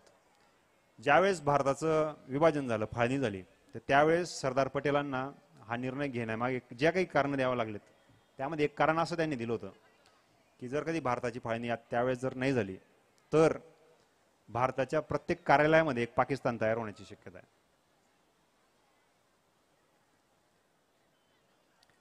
संविधानाने ज्या गोष्टी UPSC तयार केलेली आहे, म्हणजे मक्का, मदिना, काशी विश्वेश्वर, ह्या सगळ्या, आपला गोदाघाट, या सगळ्यांपेक्षा मी जेव्हा UPSCच्या रस्त्याने जातो ना, मनोमन त्याला नमस्कार करतो त्या भवनाला, की ती एवढं मोठं शक्तीपीठ आहे. एक सामान्य गरीब शेतकरी पार्श्वभूमीचा एक मुलगा, त्याला नाशिकचा माझी पहिली पोस्टिंग जी होती किंवा आयुष्यामध्ये पहिली जी नोकरी केली तेव्हा मी असिस्टंट कमिशनर इन्कम टॅक्स या पदावर होतो. तर हे जे काही शक्य होतं, किंवा आता एक बिरुदेव डोन नावाचा मुलगा यावर्षी UPSC पास झालाय. चमत्कारापेक्षा ही गोष्ट छोटी आणि सामान्य नाही, मोठी गोष्ट आहे. मेंढर चालणारा एक मुलगा आणि प्रामाणिक आहे. तो सांगतो की मेंढर चालून मी पास झालो, मी अभ्यास करूनच पास झालो, ते लक्षात घ्या. ही जे स्थित्यंतर होतं, हे जे स्थित्यंतर होण्याची जी क्षमता आहे, ही कशामध्ये आहे? त्या UPSC नावाच्या एका संस्थेमध्ये, जी संविधानिक संस्था आहे, कॉन्स्टिट्युशनल इन्स्टिट्यूशन आहे. त्या अंतर्गत जे अधिकारी निवडले जातात, UPSC मधून जे अधिकारी IAS, IPS, IRS, IFS हे निवडले जातात, यांना कॉन्स्टिट्युशनल प्रोटेक्शन आहे. याची कारण आहेत. माझी जी निवड झाली होती ती प्रेसिडेंट ऑफ इंडिया याच्या सहीने झाली होती. प्रेसिडेंट ऑफ इंडिया, जे मी बाहेर पडल्यानंतर जो राजीनामा स्वीकारण्यात आला तो कोणी स्वीकारला? President of India is please to accept the resignation of doctor Ujjwal Kumar Chavan. राष्ट्रपतींच्या सही आणि शिक्क्यानिशी जे अधिकारी आहेत त्यांची निवड होते आणि सही आणि शिक्क्याची. No authority below the authority which appointed the officer can remove the officer. एवढं कॉन्स्टिट्युशनल प्रोटेक्शन आहे अधिकाऱ्यांना. अशा परिस्थितीमध्ये, अशा पार्श्वभूमीवर जर आर्टिकल 14 इक्वॅलिटी बिफोर लॉ आणि equal protection of law violate होत असतील तर ही गोष्ट साधारण नाही, ही भयानक गोष्ट आहे.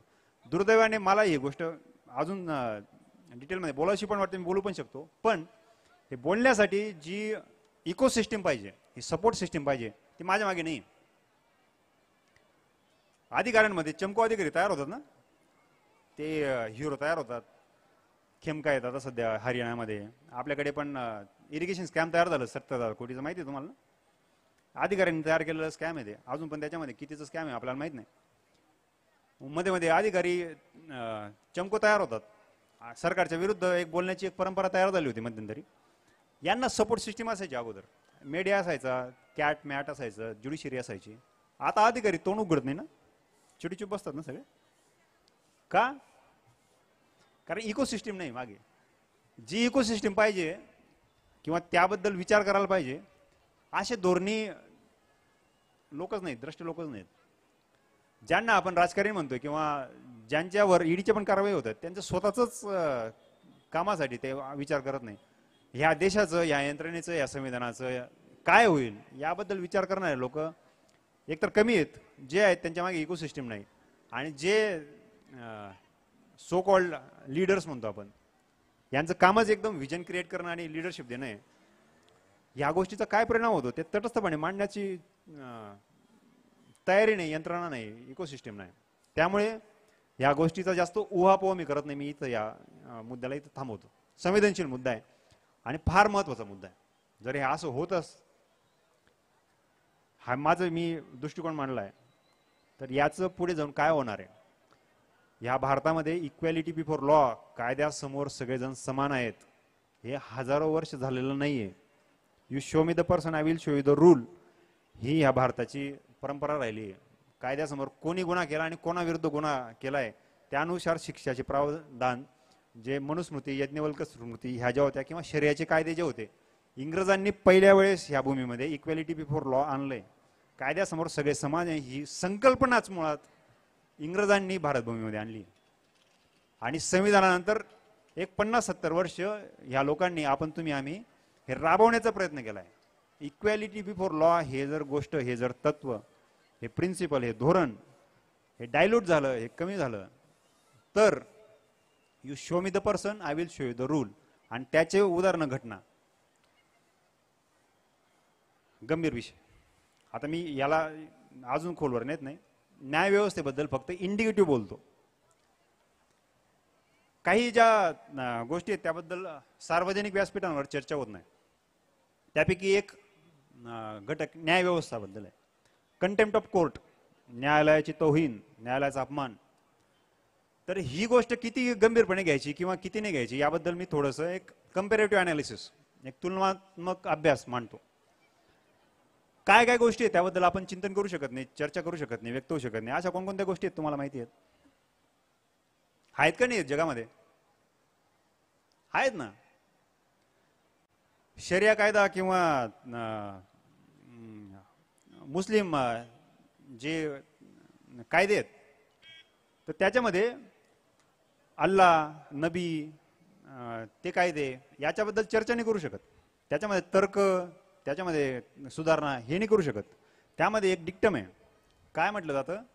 गुस्ताखे नबी की एक ही सजा, सर तन से जुदा, सर तन से जुदा. गुस्ताखे नबी जर झाली तर त्याची सजा काय? सर तन से जुदा. त्या कायद्यांबद्दल किंवा त्या गोष्टींबद्दल काही जर कोणी बोललं तर मुस्लिम समाजाचं हे एक आहे, दुसरं पण कोणी बोललं तर ते एक आहे. याचे परिणाम तो एक वेगळा विषय चर्चेचा, तो आपण बाजूला ठेवू. सांगण्याचं तात्पर्य काय आहे की ह्या ज्या गोष्टी आहेत ह्या चर्चेच्या, तर्काच्या बाहेर ठेवलेल्या आहेत तशा. बरं, ठीक आहे. तुकाराम महाराज, ज्ञानेश्वर महाराज किंवा वारकरी संत परंपरा यांच्या अगोदर आपल्या भारत देशामध्ये हिंदू धर्माबद्दल पण किंवा वर्णवर धर्माबद्दल पण ही गोष्ट होती की वेदांच्या बद्दल चर्चा, चिंतन नाही होऊ शकत. तुकाराम महाराजांवर जे आरोप लावण्यात आले होते त्याच्यामध्ये आरोप काय होतं? तुम्ही वेदांचा अर्थ प्रतीत होईल असं तुम्ही भाषण केलेलं आहे. ब्राह्मणांना मैनाबाई पाठक जे होता त्यांना शिष्य करून घेतलेत आणि त्यांच्याकडनं तुम्ही पाय पडून घेतले म्हणून तुमच्यावर जप्ती आणि तुम्हाला घर सोडून देण्याचे आदेश आणि तुमचं जे लिखाण आहे ते बुडवण्याचे आदेश. सांगण्याचं तात्पर्य काय आहे की त्यावेळेपर्यंत ती परिस्थिती तशी होती की वेद हे चर्चेच्या पेक्षा पलीकडे होते. ते अचिंतनीय आहे, अपौरुषीय आहे, त्याच्याबद्दल चर्चा नाही होऊ शकत, त्याची चिकित्सा नाही होऊ शकत, त्याला तर्क नाही लावू शकत. तो आज तिचा विषय. जर तुम्ही तसं करायचा प्रयत्न केला तर जसं सर तनशे जुदा आहे तसं जप्ती होणार, अभिव्यक्तीचे जे स्वातंत्र्य आहे ते हिरावून घेतलं जाणार. पण याच्यामध्ये एक परंपरा तयार झाली ज्यांनी आपला जीव दिलेला आहे. ज्ञानेश्वर माऊली असतील, चारही भावंड ते आपल्या वय पूर्ण व्हायच्या अगोदर गेलेत. नामदेव महाराजांचं कुटुंब सगळं पाण्याखाली गेलं. एकनाथ महाराजांना त्रास झाला. तुकाराम महाराज सहदेव वैकुंठाला गेले किंवा खून झाले. हा भाग बाजूला ठेवू आपण. आतापर्यंत ही जी परंपरा आहे की दाभोळकर, कुलबर्गी, पानसरे ह्या लोकांनी इथपर्यंत ठेवली. त्यामुळे उज्ज्वल चव्हाण इथं उभं राहून काहीतरी तुमच्यासोबत बोलू शकतो. या लोकांचा एवढा त्याग आहे त्यामुळे मला एवढा विचार करायचा गरज पडत नाही. जर नसतं तर मुसलमानांसारखी परिस्थिती तुम्हा आमची पण राहिली असती. तर ती परिस्थिती नसण्याचं महत्वाचं कारण समाज सुधारक संत परंपरा आहे. अशा आता मी हे एक्स्ट्रीम एक्झाम्पल दिले. हे उदाहरण मी तुलनात्मक याच्यासाठी दिलेले आहेत की न्याय व्यवस्था यांच्या कुठंच लागत नाही, तसं नाहीये. न्याय व्यवस्था ही धोरणात्मक दृष्ट्या चिकित्सेच्या भागामध्ये यायला पाहिजे. दुर्दैवाने आता काय होतंय, न्याय व्यवस्थेवर दुसऱ्या बाजूने दबाव होतोय. आता धनखड किंवा ही जी मंडळी आहे तर यांनी न्यायव्यवस्थेबद्दल काही वक्तव्य केलेले आहेत. तर तसा दबाव नाही पाहिजे. Independence of judiciary is must. न्यायालय हे इंडिपेंडंट स्वतंत्र असणं हे मस्ट आहे, गरजेचंच आहे ते. आणि त्या भूमिकेचा मी पण आहे. माझी प्रॅक्टिस चालू आहे म्हणून नाही बरं म्हणत. एक सामान्य भारताचा नागरिक अभिव्यक्ती स्वातंत्र्य जपण्यासाठी न्याय आपल्याला जर उपलब्ध व्हायला पाहिजे असेल तर ही गोष्ट मस्ट आहे, आवश्यक आहे. दुर्दैवाने याच्याबद्दल सांगोपांग विचार होत नाही, तथ्याला धरून चर्चा होत नाही. हे जे काही चर्चेचे व्यासपीठ उपलब्ध आहेत मीडिया, सोशल मीडिया किंवा असे बाकीची आहे, त्याच्यामध्ये एक सवंग चर्चा किंवा कोंबड्यांना आपण झुंजतो तशा पद्धतीचं होतं. न्यायालयाच्या बाबतीमध्ये जर 1966 साली एक विधेयक आलं होतं. आता त्याबद्दल पण चालतंय की अपॉइंटमेंट ऑफ जजेस याबद्दल चर्चा झालेली आहे. 1966 साली इंडियन ज्युडिशियल सर्व्हिस, जसे ऑल इंडिया सर्व्हिसेस आहेत, Indian administrative service, Indian police service, भारतीय प्रशासनिक सेवा, भारतीय पोलीस सेवा, जसे ह्या ऑल इंडिया सर्व्हिसेस आहेत, तसं इंडियन ज्युडिशियल सर्व्हिस ही ऑल इंडिया सर्व्हिस असावी का? तर त्याबद्दल त्यावेळेस विधेयक संसदेत मांडण्यात आलं होतं. ते पारित नाही झालं, त्याच्यामुळे इंडियन ज्युडिशियल सर्व्हिस होऊ शकली नाही. एक विचार या निमित्ताने या व्यासपीठावरून, त्या उंचीचं व्यासपीठ आहे म्हणून मांडतोय. जसं IAS, IPS, IRS ह्या सर्व्हिसेस आहेत आणि थोड्या प्रमाणामध्ये तरी त्याच्यामध्ये इंडिपेंडन्स टिकले, याचं कारण पण मी नंतर सांगतो. या म्हणण्यामागे मला काय अपेक्षित आहे. तसं इंडियन ज्युडिशियल सर्व्हिस जर झाली, जर UPSCने नाही सिलेक्शन झालं काही अडचण नाही, पण सुप्रीम कोर्टच्या अध्यक्षतेखाली, सुप्रीम कोर्टच्या नेतृत्वाखाली ज्या पद्धतीने UPSC एक्झाम कंडक्ट करते, सगळ्याच भारतीयांना त्याच्यामध्ये समान संधी उपलब्ध होते. त्याच्यामध्ये बिरुदेव डोन सामान्य घरातला मुलगा पण तशाच पद्धतीने कॉम्पिटिशनमध्ये, स्पर्धेमध्ये उतरू शकतो आणि आपल्या मेहनतीच्या आणि अभ्यासाच्या जोरावर पास होऊ शकतो. तशा पद्धतीने जे डिस्ट्रिक्ट जजेस आणि अपवर्ड आहेत, जे आता IAS, IPS, IRS हे लोक आहेत, हे जिल्हा अधिकारी जिल्ह्याच्या पातळीवरून वरती जातात. तसं न्यायव्यवस्थेमध्ये शक्य आहे का? बिलकुल शक्य आहे. पण त्यावेळेस 66 मध्ये संघराज्य ह्या विषयामुळे या गोष्टीला विरोध झाला होता की ऑल इंडिया सर्व्हिसेस हे सेंट्रलायझेशन टेंडन्सीज आहेत, म्हणजे केंद्राकडे यामुळे जास्त अधिकार येतात आणि राज्यांना अधिकार कमी मिळतात. म्हणून जे साऊथ इंडियन स्टेट, दक्षिणेतले राज्य, त्यांनी त्याला विरोध केला होता. पण आता आज रोजी 2025 मध्ये संघराज्य ह्या संकल्पनेवर मोठ्या प्रमाणामध्ये बदल झालेत. म्हणजे आर्थिक बदलामध्ये GST मुळे मोठ्या प्रमाणात बदल झालेत. तर तसे बरेच अजून इतरही गोष्टी आहेत. तर संघराज्य संकल्पना त्यावेळेसच्या वेळेची आणि आताची बरीच बदलली. त्यामुळे त्या अनुषंगाने all India service, all India judicial service त्याला विरोध झाला. त्याचा आता काळ बदललाय. तर तशी जर झाली तर ज्युडिशियरीवर आज जो काही दबाव तयार होतोय तर त्याला पण उत्तर मिळावं.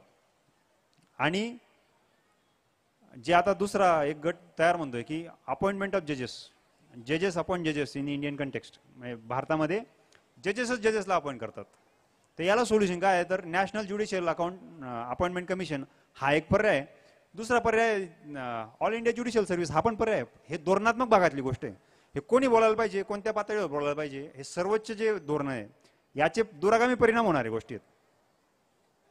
याच्यातून भारताचं संघराज्य, इंडिपेंडन्स ऑफ ज्युडिशरी याच्यावर परिणाम होणाऱ्या गोष्टी आहेत. त्या पद्धतीचे विषय आपण या ठिकाणी चर्चेला घेतोय. त्यामुळे दोन गोष्टी होतील. कॉम्पिटन्स जो आहे तो वाढेल, इंडिपेंडन्स आहे तो वाढेल, ट्रान्सपरन्सी वाढेल. आणि याला काही हरकत नसावी. म्हणजे कारण जे टेक्निकल सब्जेक्ट आहे, जसं आता मी ईडीचा विषय म्हटलो, ED is highly technical subject. आणि याची जर पार्श्वभूमी आणि याचा जर अभ्यास जर तसे नसेल तर ईडीने ज्या पद्धतीने केसेस तयार केल्या आहेत त्यापेक्षा मोठी न्यायालयाचा अपमान न्यायालयाने ज्यांनी उघड उघड शिवाय दिला त्यांनी पण केला नाही. हे वाक्य मी बोललोय ना, याला वजन आहे. तसं ज्या संस्थांनी, ज्या ऑर्गनायझेशन्सने हे गृहीत धरले की आपण काही करू आणि ते लक्षात येणार नाही संस्थांच्या, यापेक्षा जास्त अपमानकारक, जास्त इन्सल्टिंग दुसरं काही नाही. जर कधी ह्या सगळ्या केसेस व्यवस्थित जसं विश्लेषणाने आपण एक एक गोष्ट, एक एक भाग, दमविषय म्हणतो आपण, एक एक गोष्ट बाजूला काढून बघतो, तशा पद्धतीने झालं तर ईडी हे हत्यार म्हणून ह्या प्रमाणामध्ये तयार नसतं झालं. ते मध्येच थांबलं असतं. ते न होण्यामध्ये ज्या गोष्टी आहेत त्यामध्ये न्यायालयाच्या बाजूने पण जी भूमिका अपेक्षित होती किंवा आज पण आहे तर ती तशा प्रमाणापेक्षा कमी राहिली तशी. आणि ही गोष्ट जनसामान्य पण मान्य करतील. ते न्यायालयाच्या बाबतीमध्ये अजून खोलवर न जाता मी फक्त या विषयांना स्पर्श केला. या निमित्ताने एक माझ्या बाजूने एक सुरुवात केली. हे ठरवून केलं होतं मी की बाहेर पडल्यानंतर, सर्व्हिसेसमधून बाहेर पडल्यानंतर, की आपल्याला लॉ फर्म सुरू करायची हे एक उद्देश होतं. पोटापाण्यासाठी पैसे लागणारच आहेत. ते पैसे कमवण्यासाठी लॉ फर्म सुरू केले मी. जेवढा पगार मला ईडीमध्ये किंवा सरकारमध्ये इन्कम टॅक्समध्ये मिळायचा तर तेवढ्या 2 लाख रुपये महिन्याला मिळायचं. तेवढे 2 लाख मी 2 तासांचे आता चार्ज करतो. लोक आनंदाने देतात. पण नुसतंच पैसा कमवणे ही एक भूमिका नव्हती तशी. की आपल्याकडे एक ज्ञान आहे, आपल्याकडे एक अनुभव आहे आणि त्या ज्ञानाच्या जोरावर पैसा कमवणे एवढंच एक लिमिटेड पर्पज नाही त्याच्यामागे. त्याच्यामागे हा आहे की जर कधी इंडिपेंडन्स ऑफ दिस इन्स्टिट्यूशन्स, याचं जे स्वातंत्र्य आणि सार्वभौमत्व, सोव्हरेनिटी जर मेंटेन राहिली तर माझ्या बाजूने एक लोकसेवा आणि देशसेवा घडेल. जे मला UPSCच्या माध्यमातून जे व्यासपीठ मला मिळालं, जे विचारमंच आणि ज्या उंचीवरून मी जग पाहिलं, ही यंत्रणा पाहिल्यात, हे सगळ्या गोष्टी पाहिल्यात, त्या नुसत्याच मी मायापर्यंत घेऊन जगलो आणि मेलो. माझं खूप चांगलं सुंदर समृद्ध आयुष्य आतापर्यंत चाललेलं आहे. पण मग ते थोडंसं जास्त स्वार्थी होईल. आयुष्याने जेवढं दिलं, या MBBS झालो मी, कोणीतरी MBBSचे कॉलेजेस केले, 84,000 मध्ये माझं MBBS पूर्ण झालं. मी UPSC पास झालो, IRS झालो, कारण UPSC सारखी यंत्रणा कोणीतरी तयार केली.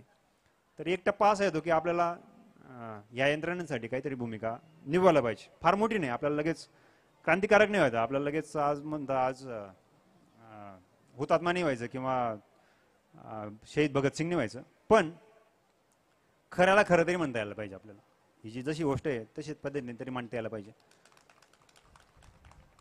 शेवटी सांगताना एक नम्रपणे नमूद करू इच्छितो की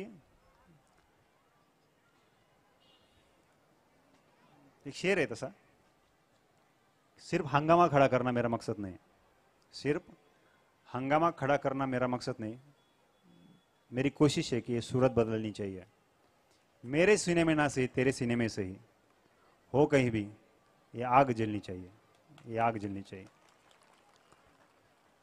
यंत्रणांनी ह्या राज्याचं, ह्या देशाचं राजकीय भविष्य ठरवू नये ही माझी भूमिका आहे. यामध्ये कोणत्याही राजकीय विचारधारेला, पक्षांना सोयीस्कर किंवा गैरसोयीचं ही माझी भूमिका नाही. मी राजकीय पक्षांच्या बाबतीत काय दृष्टीने पाहतो किंवा अधिकारी म्हणून काय दृष्टीने बघायला पाहिजे किंवा नागरिक म्हणून आपण काय दृष्टीने पाहायला पाहिजे. राजकीय पक्ष हे आपले प्रतिनिधी असतात. हे आपले बॉस किंवा आपल्या डोक्यावर बसलेले मालक नाहीत. जर प्रतिनिधी कोणतेही असतील तर त्याला आपण धार्जिने नाही होऊ शकत. कोणतेही असतील, ह्या बाजूचे किंवा त्या बाजूचे असतील. हे प्रतिनिधी आहेत, हे नोकर पण नाहीत. नोकर म्हणणं म्हणजे अपमानास्पद आहे. हे मालक तर अजिबातच नाहीत. तर आपण ज्या पातळीवर आहोत त्याच पातळीवर राजकीय लोक असावेत आहेत. तर ही जी गोष्ट आहे, जी जशी मी मानतोय, मी सार्वभौम देशाचा एक स्वतंत्र नागरिक आहे आणि ही जी लोक आहेत हे आपले प्रतिनिधी आहेत, कोणत्याही पक्षाचे असतील ते. तर त्यांच्या मागे चालणारा मी मेंढरू नाहीये. हे तुम्ही आम्ही हे लक्षात घ्यायला पाहिजे की राजकीय नेत्यांच्या मागे चालणारे कार्यकर्ते आणि सामान्य माध्यमिक याच्यामध्ये आपण प्रजा नाहीत, आपण नागरिक आहोत. आपण मेंढर नाही आहेत. आपण आता हे जे चाललंय ना नॅरेटिव्ह की आपण आश्रित आहेत का या लोकांवर, तर आपण कोणावरच आश्रित नाहीत. आपण स्वयंभू आहोत. काही जे ह्युमन राईट्स आहेत, जे फंडामेंटल राईट म्हणून आपल्या संविधानामध्ये लिहिले आहेत, ते इनहेरंट आहेत ॲज अ ह्युमन बिईंग. ते आपल्याला स्वतःला मिळालेले आहेत. आपण माणूस असण्यामुळेच मिळालेले आहेत. तर तशा अनुषंगाने माझी ही भूमिका मांडली. याच्यामध्ये राजकीय भूमिका नाही आहे आणि ती घ्यायला काही अडचण नाही तशी मला. फक्त ज्ञान जी आहे गोष्ट ही तटस्थपणे स्पष्टपणे मांडण्याची गोष्ट आहे. त्याच्यामध्ये जर इन्क्लिनेशन दिसलं तर ते तटस्थपणा निघून जातं त्याच्यामध्ये. तर त्यामुळे मी सुरुवातीला पण मांडलं, आता पण मांडलं. वारकरी संप्रदायामध्ये लहानाचा मोठा झालोय, माळकरी आहे, कीर्तनकार पण आहे मी, कीर्तन पण करतो. पताका मी म्हटलो मग अशी की खांद्यावर घेऊन 2 पावलं चालावं. तर संतांनी काही शिकवणी दिल्या आहेत. ज्ञानेश्वर माऊलींनी सांगितलंय, साच आणि मवाळ, मितुळे आणि रसाळ, शब्द जैसे कल्लोळ अमृताचे. खूप सुंदर लिहिले माऊलींनी ज्ञानेश्वरी. वाचा. नामा म्हणे ग्रंथ श्रेष्ठ नारेश्वरी, एकतरी ओवी अनुभवावी. असा सुंदर ग्रंथ आहे की शांतपणे बोलण्याचा प्रयत्न करतो मी. अभिनिवेश न बोलता शांतपणे मांडायचं, खरं सांगायचं, मोळपणे सांगायचं, अभिनिवेश बाळगायचा नाही. मितुळे आणि रसाळ, शब्द जैसे कल्लोळ अमृताचे. तुकोबारायांची शिकवण आहे की तुका म्हणे आम्हा म्हणजे जगा द्यावी नीत, करावे फजित चुकती ते. आम्हा हे कौतुक, जगा द्यावी नीत, नीत म्हणजे पॉलिसी, एक दिशा, करावे फजित चुकती ते. तुकाराम महाराजांची जी भूमिका आहे ती थोडीशी आक्रमक भूमिका होती. ज्ञानेश्वर माऊलींची जी भूमिका आहे ती खूप छान अशी सोज्वळ मवाळ भूमिका होती.